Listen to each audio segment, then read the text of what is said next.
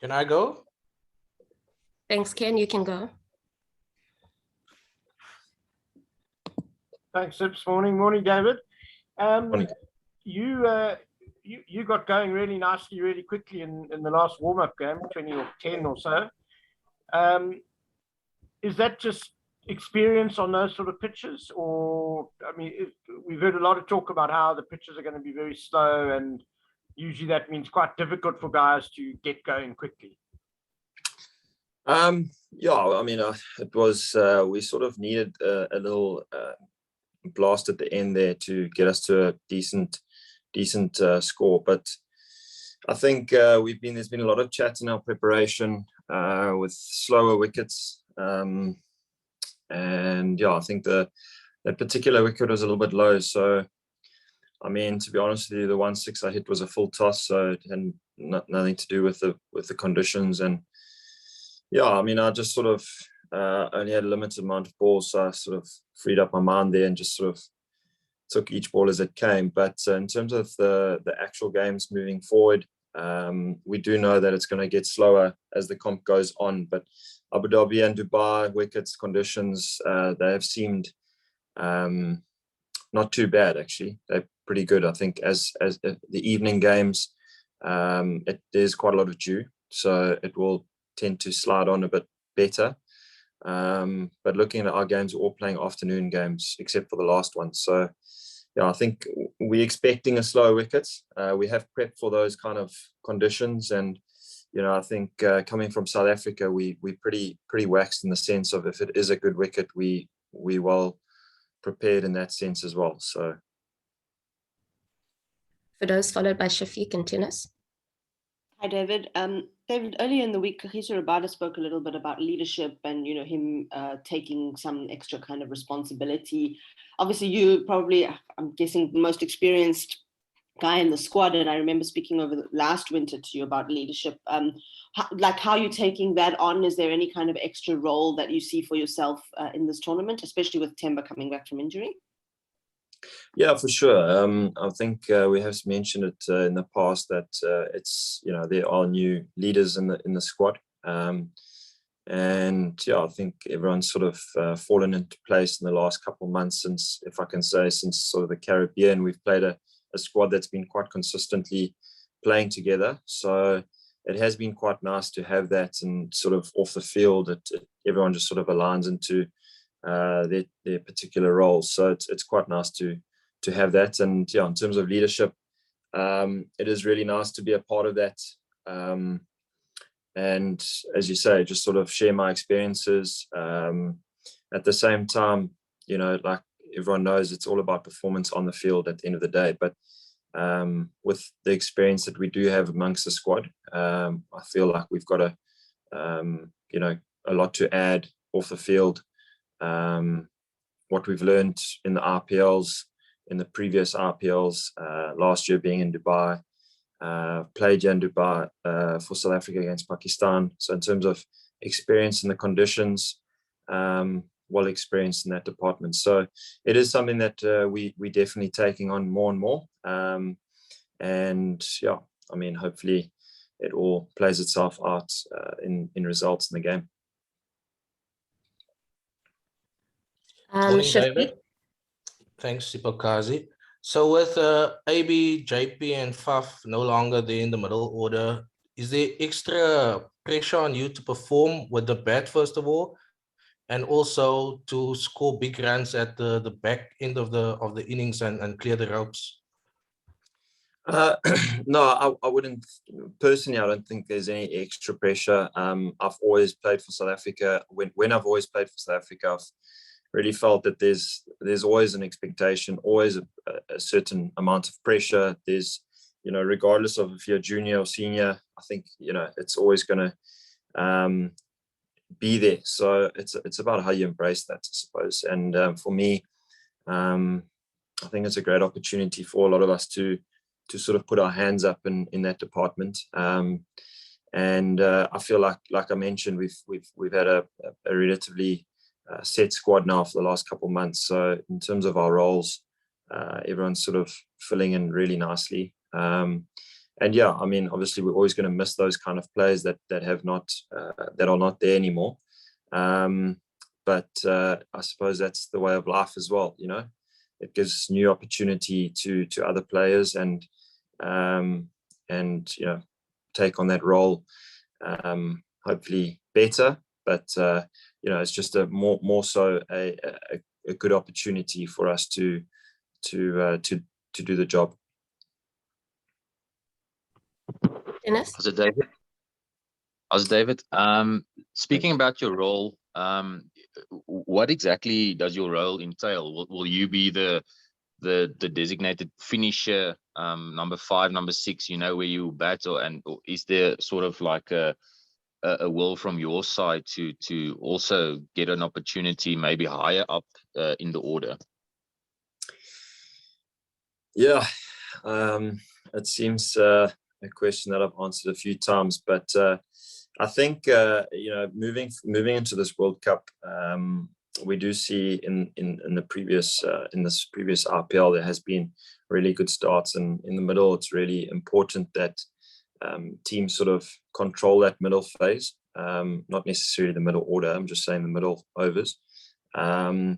So I think it's really about extending that middle phase and really controlling that, and we've done really well in the last couple of months in doing that, and it really does give you a good platform for the last 4 to 5 overs, as to say. So for my role, you know, I feel like, you know, if we lose a couple of wickets up front, is a nice opportunity to bat more overs. But I think you know, I'm going to sort of see myself in that we've all got a open mindset in terms of a bit of flexibility. T20 creates different opportunities, different scenarios all the time. So I think it's just about being quite open-minded in the sense that I could go in the 9th, 10th over, depending on left-right combination with spinner, with a short boundary. I know there's a bit of options there, but it is something that we need to be flexible about. And yeah, I mean, I've taken on the role in the sense of finishing with the Proteas for a couple of years now, and I feel comfortable in that role. It is not the easiest role to take on, but it is something that I've enjoyed and, you know, done for the team. So I think it's going to be pretty much the same in that regard, but a little bit more flexible this time around. In maybe, you know, there could be opportunities that I go in a little bit earlier. Telford, Zahir, and then Aditya. How's it, David? We've had Temba talking about baggage in the past few days, and we had Kagiso the other day refusing to talk about baggage. You were one of the people who, you know, not for your sins, you're trying to lug some of that baggage, and I just wonder, how do you manage it in a situation like this? Does the team, do you just say, well, we don't have baggage, or we're just ignoring it? How do you manage the baggage? Yeah, I mean, each team, it's funny, as I go through the years, each team is different in the sense that how you take it on. But I mean, we do have experienced players in the setup that have been around in a couple of World Cups. And yeah, I mean, in the positive side of things, we've got really good experience, match-winning players. And yeah, I mean, it's something that a team always needs, especially in T20 cricket. And you know, I think from my side, I genuinely don't really like to overthink the past in the sense of taking on baggage and stuff like that. So I just, you know, the famous old saying is you're only as good as your next game, or they normally say your last game, but Hashim always said to me, your next game. So I think it's about resetting the clock, the mind, everything, and just sort of trying to control, really be in the present. And I think that's something that we've really spoken about, is just, you know, preparing really well. And yes, there's a lot of chats about the past and this and that, but it's really about just controlling what we can think of in the moment. And it's very cliche, but it really does help if you reset the clock and you just prepare really well, and you control each game as it comes. It's a difficult one win a World Cup. I mean, only one team can win, realistically. So things got to go your way. And yes, in the past, maybe things haven't gone our way in certain areas, but it's not something that we are shying away from. We realize it's a great opportunity to change our lives, really, as players, as a team. I feel like, there's been a lot of chat maybe about an inexperienced team, but I see it as a great opportunity where we've got a huge amount of experience actually in our team. Like I mentioned, we've got X-Factor players, guys have traveled all the way around the world, played in many different competitions. Even the inexperienced as such international players have played a lot of domestic cricket and played and very experienced in that department. And I think if we can just try and bring everything together, all of that onto one page, be nice and clear, mentioned just controlling what we can control game by game. I think we're going to go a long way, hopefully, into the competition and achieving what we really are to set and achieve.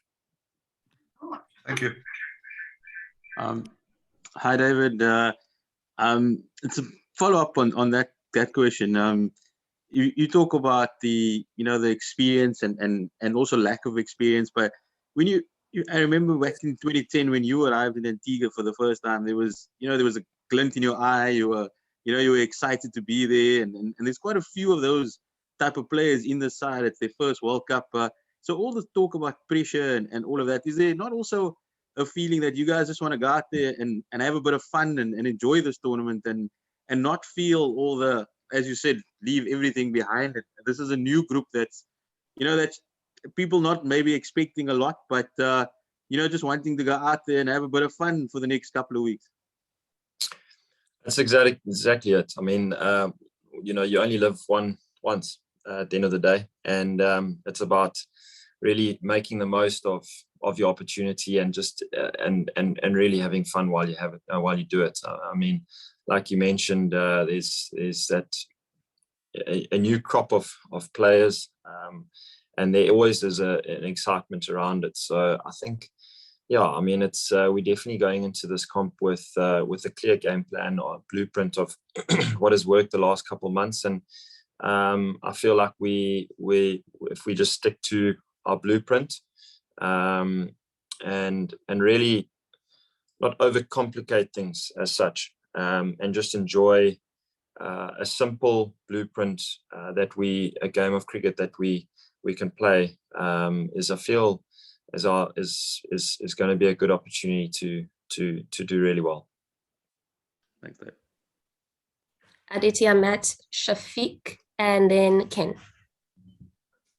How's it, David?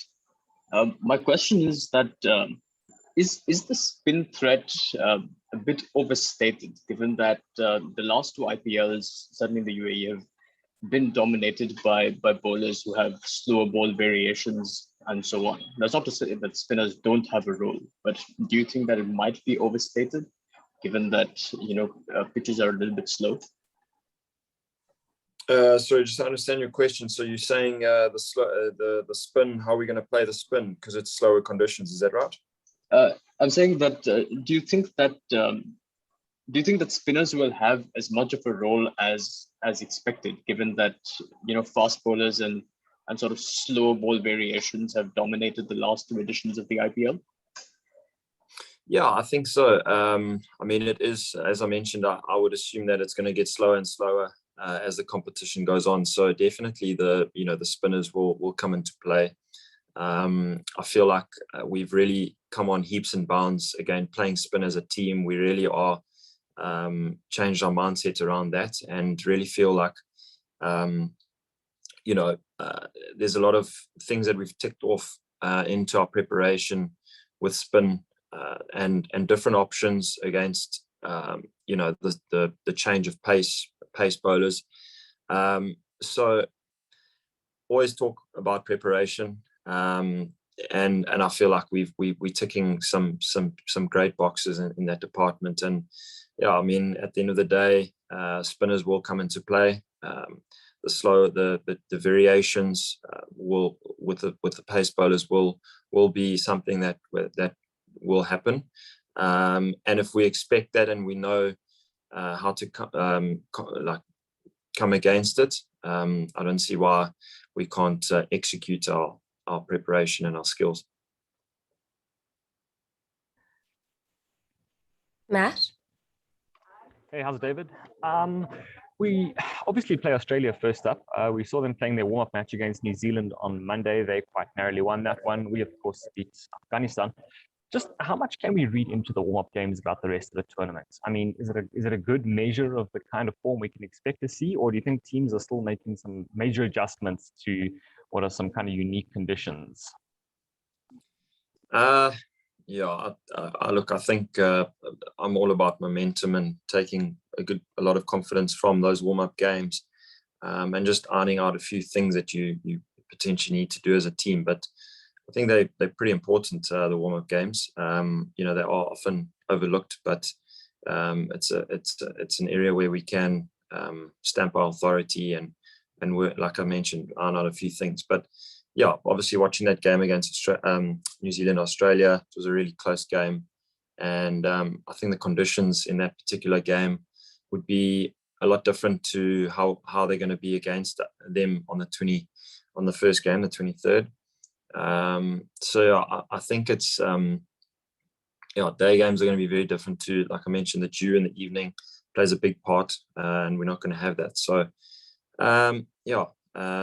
we've like I mentioned, we've done a lot of discussing about Australia and working out, strengths and weaknesses and where we potentially can exploit them and etc. And those warm-up games, it's nice to watch, obviously, and see their different skills and what they're potentially working on. So there is a lot to take from those warm-up games. And yeah, I suppose as batters, it's nice to get out in the middle as opposed to being in the nets, vice versa with the bowlers. Putting yourself under pressure in that warm-up game is vital in terms of executing your slow balls or your wide Yorkers or your straight Yorkers or whatever the bowlers are working on. So I think we would rather play the warm-up game than nets, to be fair. So there's a lot to take from it. Cheers. David, with the likes of KG, Nortje, Ngidi, and Shamsi batting from 8 to 11, how much does the long tail affect your batting in the middle order, especially seeing that you've come in with the team in trouble for a lot over the last 2 years or so? Yeah, it is something that just have to be mindful of. But I mean, at the end of the day, we've had that for some time now, and it's something that the batters are aware of. We've got our all-rounders as well that are seriously dangerous batters. So I feel like we've got a strong enough batting unit. At the end of the day, T20, yes, there might be a game or two where we need our bowlers to pull through with the bat, but ultimately you want to be scoring the bulk of your runs from the top 6. So to be pretty frank, if we don't do that, don't necessarily deserve to sort of win games. So there's a sense of responsibility from the batting side of things, and the guys are have found out ways of coming up with winning scores in the last 6-7 months. Ken, and then we'll finish with Fidoz. Thanks. Yeah. David, you mentioned conditions and that South Africa are playing all day games until the last game against England, which is a day-nighter, and conditions could slick up a bit. How different do you think conditions are going to be playing in the day compared to what could be a really, really important game I guess what I'm asking is, in the day-night games, do you see the toss as being a really vital factor? Yeah, I mean, Sharjah is quite a different track at the moment compared to what it has been in the past. So I guess, the first power play of that game against England will be quite a critical one, whether we bowl or bat, just to work out conditions, the first 2 or 3 overs to find out exactly what's potting with the wicket. But it has been in the RPL, it has been really slow and difficult, seems very difficult to play. And there were night games there as well. So, seems like there's a lot more dew lately though. So hopefully we win the toss and we bowl first and we get to chase the runs down there in Sharjah. But I think in those kind of conditions, it's difficult to answer your question actually, but we just sort of take it as we come. But we will have night training sessions in terms of preparing, fielding with the wet ball, bowling with the wet ball. Those sort of things are pretty crucial in leading into that last game. The fact that we're only playing one night game, so we will need to prepare as we go along the competition in the evening. I'm pretty confident we will get those boxes ticked.